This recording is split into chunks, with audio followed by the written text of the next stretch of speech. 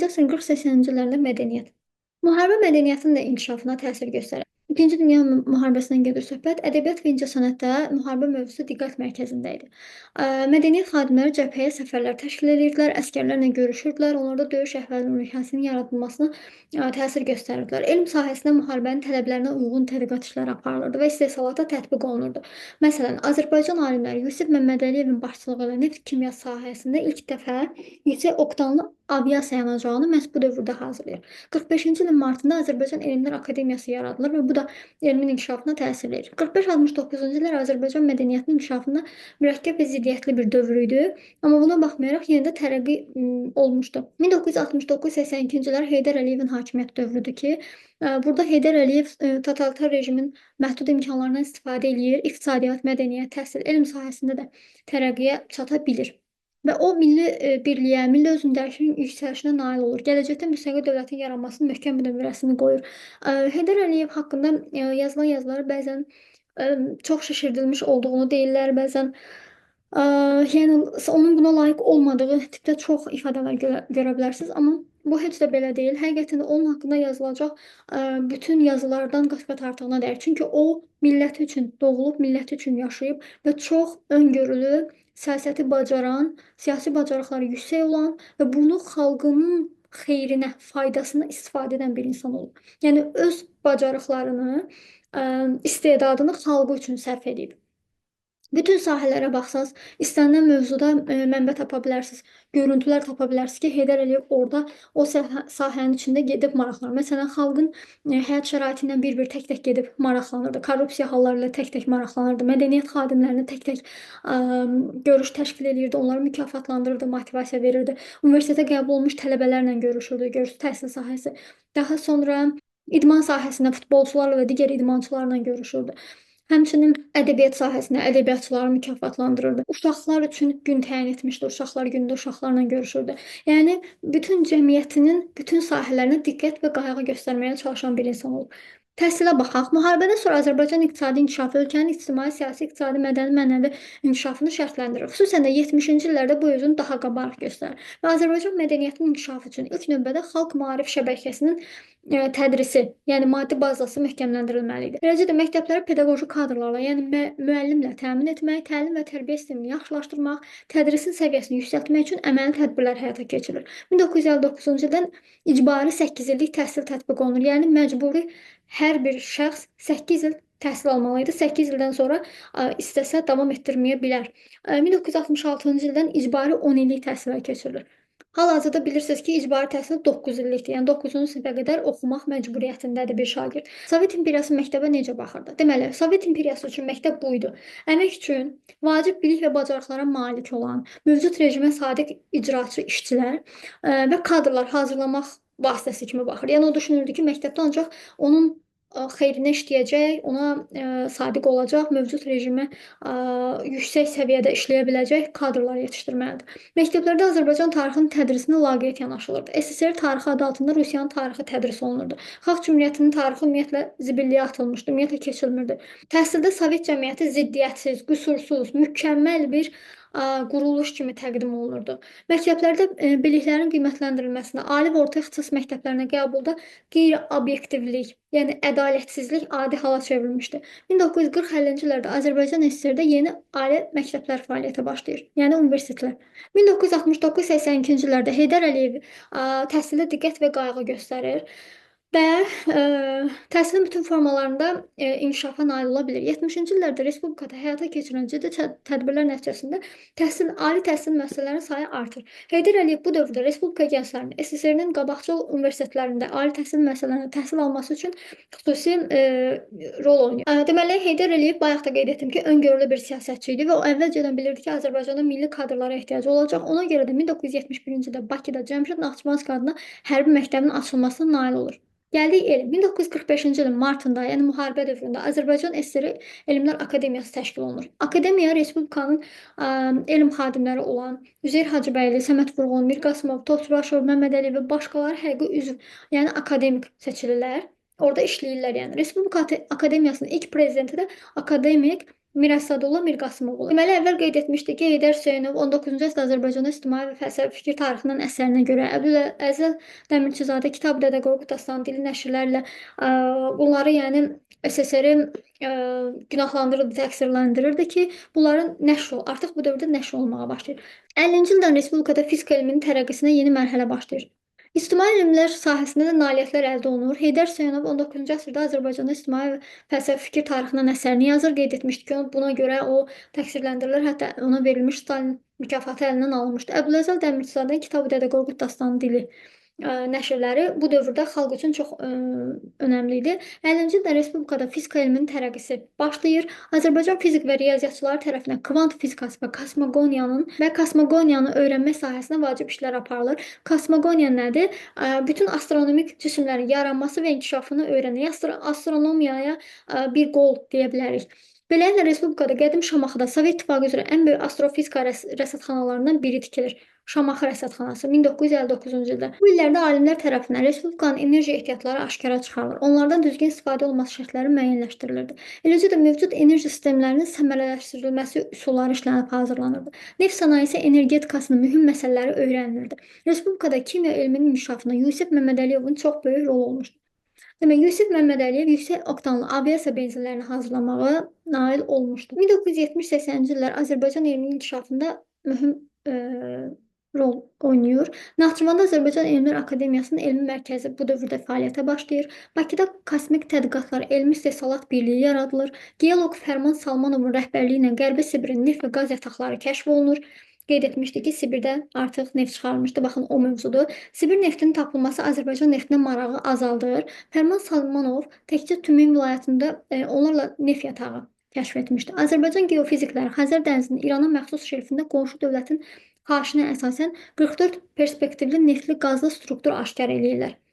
Azərbaycan astronomlarının elmi işləri bütün dünyada tanınırdı. Beynəlxalq Astronomiya İttifaqının qərarı ilə görkəmli astronom Nadir İbrahimovun şərəfinə Mars planeti kraterlərindən birinə İbrahimov krateri, 3 asteroidi Azərbaycan, Nizami Gəncəvi və Şamaxı Astrofizika Rəsədxanası adı verilir.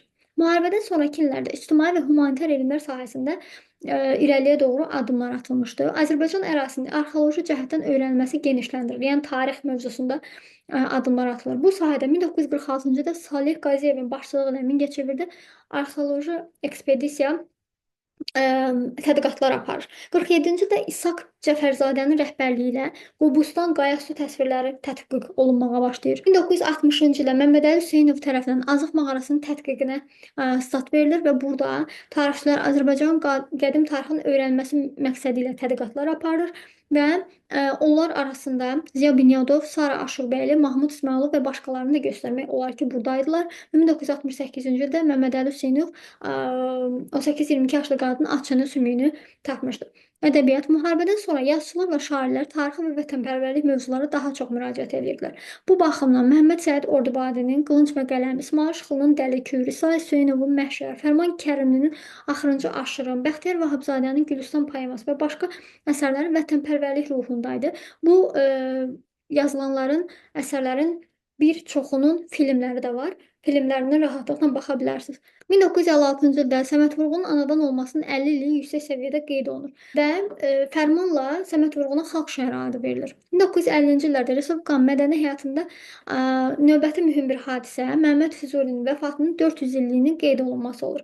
Şairin Bakıda keçirilən yubiley tədbirlərində bütün respublikaların nümayəndələri, həmçinin İran, Türkiyə, Əfqanistan, İraq və başqa ölkələrdən gəlmiş xarici qonaqlar da iştirak edir. Stalin vəfat edəndən sonra, yəni bu repressiya, sərt rejim bitəndən sonra cəmiyyətdə baş vermiş ictimai prosesləri dərindən öyrənən, qiymətləndirən bir sıra yazıçılar, aktual əsərlər meydana çıxır.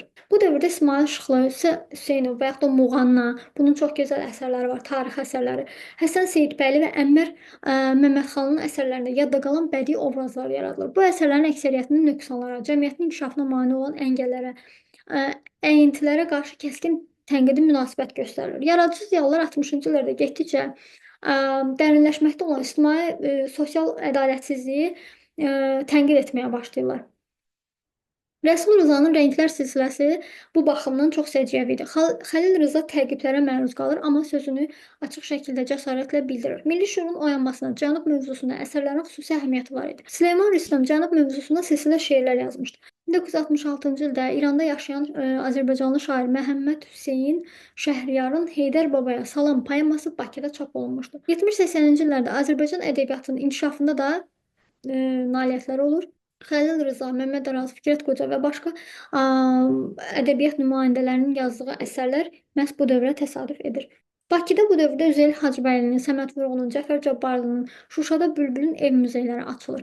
1980-ci illərin əvvəllərində Şuşada Molla Pənah Vaqif məqbərəsi ucaldılır. Bunlar Heydər Əliyevin dövründə olmuşdu. Repressiya qurbanları olmuş yazıçı və şairlərin adı əbədiləşdirilir. Heydər Əliyevin təşəbbüsü ilə Hüseyn Cavidin nəşri 1982-ci ildə uzaq Sibirdən gətirilir və Naxçıvanda öz vətənində dəfn edilir və onun adını əbədiləşdirmək, 100 illik yubileyini keçirmək, Bakıda və Naxçıvanda ev muzeyləri yaratmaq, əsərlərin nəşr edilməsi ilə bağlı siyasi qərarlar da qəbul olunur. Mədəni maarif və mətbuat. Deməli, müharibə vaxtı mədəni maarif müəssisələrinin şəbəkəsi az idi. Kitabxanalar azalmışdı. Artıq müharibə bitəndən sonra sayları çoxalmağa başlayır. Amma mətbuatda tamamilə kommunist ideologiyasının təsiri var idi. Yəni dövlət nəzarəti var idi. Kommunizmin nəzarəti var idi. Onların icazəsi olmadan yanlış bir şey yaza bilməzdilər. Azərbaycanda kütləvi informasiya vasitələri şəbəkəsi inkişaf etməkdə idi. Bakıda 69-cu ildə Qobustan Almanahı, 70-ci ildən isə Sovet Türkiyologiyası jurnalı çap olunmağa başlayır. 70-ci illərdə əksəriyyəti Azərbaycan dilində olan mətbuat orqanlarının sayı 100-dən çox idi. Onların içərisində ədəbiyyat və incəsənət, Kirpi, Ulduz jurnalları, Qobustan İncəsənət Almanahı, Sovet Türkiyologiyası xüsusi yer tuturdu. Musiqi, xalq musiqiçiləri Qurban Pirimov, Seyid Şuşinski, Xan Şuşinski, Sara Qədimova, Şövkət Ələkbərova və başqalarının ifaçılıq sənəti bu dövrdə yüksək səviyyədə idi, yəni 40-cı illərdə. Yəni müharibədən sonra. Mahnı janrı sürətlə inkişaf edirdi. Bu janrı Tofiq Quliyev, Emin Sabitoğlu, Elza İbrahimova, Cavanşir Quliyev və başqaları təmsil edirdi. Rəşid Behbudov, Lütfiyar İmanov, Ribabə Muradova, Vaqif Mustafazadə, Habil Əliyev, Ramiz Quliyevin ifaçılıq sənətində özünəməxsus təkrarsızlığından seçilirdi. Opera və balet Azərbaycan bəstəkarlarının tez-tez müraciət etdikləri janra çevrilmişdi. İndi görək hansı opera və baletlər. Qara Qarayevin yaratdığı İldırım Yollarla baleti, Fikrət Əmirovun Min Bir Gecə əsəri. Bunlar balet musiqisinin yeni nümunələridir. Şəfiqə Axundovanın Gəlin Qayası operası tamaşaçılar tərəfindən maraqla qarşılanır və hətta Şərqdə ilk opera hesab olunur. Fikrət Əmirovun Sevil operası var idi. Qara Qarayev isə 7 gözəl baletini yazmışdı. Müharibədən sonrakı illərdə Azərbaycan kinosu da inkişaf etməyə başlayır.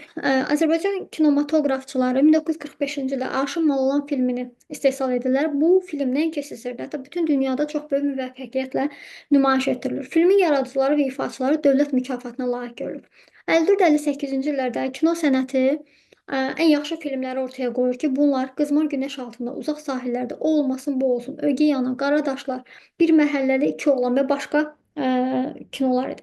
70-80-ci illərdə artıq kinomuz növbəti inkişaf mərhələsinə qədəm qoyur və Azərbaycan filmin istehsal etdiyi kino filmlər tarixi keçmişi, yüksək mənəvi dəyərləri əks etdirir. Yəni tarixi filmlər çəkirdi Azərbaycan film. Bunlar da Yeddi oğul istərəm, Nəsimi, Babək, İstintaq, Axırıncı aşırım, Dədə Qorqud idi. Və görkəmli aktyorlar Leyla Bədirbəyli, Mövsüm Sənani, Lütfəli Abdullayev, Nəsibə Zeynalova, Məlik Dadaşov, Məmmədrəza Şeyxzamanov və başqaları Azərbaycan səhnəsində rol alan aktyor və aktrisalar idi. Azərbaycan səhnəsinə Həsən Turabov, Amaliya Pənahova, Səməndar Rzayev, Siyavuş Aslan, Yaşar Nuru, Hacıbaba Bağırov və başqalarının təmsil etdiyi yeni istedadlı bir nəsil gəlmişdi. Bu da gənc nəsil idi. Və rejissorlardan, yəni bu dövrdə film çəkən rejissorlar Adil İskəndərov, Tofiq Kazımovski, Mehdi Məmmədov və başqaları var idi. Memarlıq və rəssamlıq. 20-ci əsrin ikinci yarısında Azərbaycan istedadlı rəssamları, fırça ustaları, yəni Tahir Salahov, Səttar Bəhlulzadə, Maral Rəhmanzadə, Toğrul Nərimanbayov idi. Bu illərdə Bakıda heykəltaraşlar Fuad Əbdirəhmanov, Cəlal Qaryağdı, Tokay Məmmədov və Ömər Eldarov idi. Fuad Əbdirəhmanovun Gəncədə ucaltdığı Nizami abidəsi dövlət mükafatına layiq görülmüşdü. 70-ci illərdə Azərbaycan rəssamlıq məktəbi daha da inkişaf edirdi. Deməli, rəssamlar Mikayıl Abdullayev, Tahir Salahov, Toğrul Nərimanbəyov, yəni davam edir yenə, xalçaçı rəssam Kamil Əliyev və başqaları bu dövrün rəssamları idi. Respublikada həyata keçirilmiş tədbirlər nəticəsində Bakıda Azərbaycan xalçası və Xalq Tətbiqi Sənəti Muzeyi və rayon kəndlərdə onlarla tarix, diyarşünaslıq muzeyləri açılır. 77-ci ildə Şuşa şəhərinin tarixi hissəsinin tarixi memarlıq qoruğu elan etmək haqqında qərar qəbul olunur. Bakının mərkəzinin yenidən qurulması həmin illərdə Azərbaycan memarlarının əsas fəaliyyəti idi. Müharibədən sonra 50-ci illər bir sıra iri obyektlərin inşasının başa çatdırılması ilə seçilir. Hökumət evi, Tofiq Bəhramov, o zamanki Lenin adına Respublika stadionu, Daxili İşlər Nazirliyinin binası, Mirzə Fətəli Axundzadənin adına Kütləvi Dövlət Kitabxanası, hal-hazırda Azərbaycan Milli Kitabxanasıdır, sahildə yerləşən. Bunlar deməli 50-ci illərdə inşa olunmuşdu. 56-cı ildə Bakıda televiziya qülləsi istifadəyə verilir. Hal-hazırki ASTV. Və eləcə də Xəzər dənizindən baxanda gördüyünüz o böyük olan teleqüllədir. 60-cı illərdə akademiya, universitet şəhərcikləri, Bakı hava limanı, Mərkəzi Univermaq və Dövlət sirkinin binaları tikilib istifadəyə verilir. 67-ci ildə Bakı metropoliteninin 6 ilk stansiyası işə salınır. Paytaxtın abadlaşdırılmasında Azərbaycan SSR Nazirlər Soveti sədrinin müavini Əliş Ləmbəranskinin xidmətləri çox böyük olmuşdur. Deməli, bu dövrdə dənizkənarı park yenidən qurulur və ərazisində Bakı Venesiyası adlanan şəhərcik, hansı ki qayıqla gəzirsiniz, o hissə şəhərin mərkəzində Fəvvarələr meydanı yaradıldı. Fəvvarələr meydanında hal-hazırda Targovu adı ilə tanınan o yerdə olan. 1970-ci illərdə Respublika Sarayı, Dəniz Vağzalı, indiki Azadlıq Meydanı memarlıq ansamblı yaradılır. Respublika Sarayı hal-hazırda Heydər Əliyev adına saraydır. 1980-ci illərdə Gülüstan Sarayı, yeni zoopark, örtülü idman kompleksləri qurulur. Əhmədli, Badamdar yaşayış qəsəbələri və mikrorayonlar salınır. Azərbaycan Kommunist Partiyasının katibi, birinci katibi yox, sadəcə olaraq orada katibidir. Şıxəli Qurbanovun təşəbbüsü ilə 1967-ci ildə Novruz bayramı ilk dəfə Bahar bayramı adı ilə rəsmən qeyd olunur. Yəni bu vaxta qədər Novruz bayramını qeyd etmək icazəsi yox idi. Şıxəli Qurbanov da belə bir ideya verir ortaya ki, gəlin bunun adını SSR-yə Novruz bayramı yox, sadəcə baharın gəlişini qeyd edirik kimi tətbiq edək və bunu da tətbiq edirlər və Novruz bayramı artıq qeyd olunmağa başlayır. Bahar bayramı adı altında. Sovet hakimiyyətinin ilk illərindən etibarən ideoloji aparat ateist təbliğat apardı. Yəni dinsizliyi, Allahsızlığı yayırdı, Allahsızlar cəmiyyətini hətta yaratmışdı. Amma yenə də xalq milli ənənələrini qoruyub saxlamağa çalışırdı. Dini bayramlar, mərasimləri yarım legal şəkildə, yəni qanundan biraz uzaq şəkildə qeyd edirdi.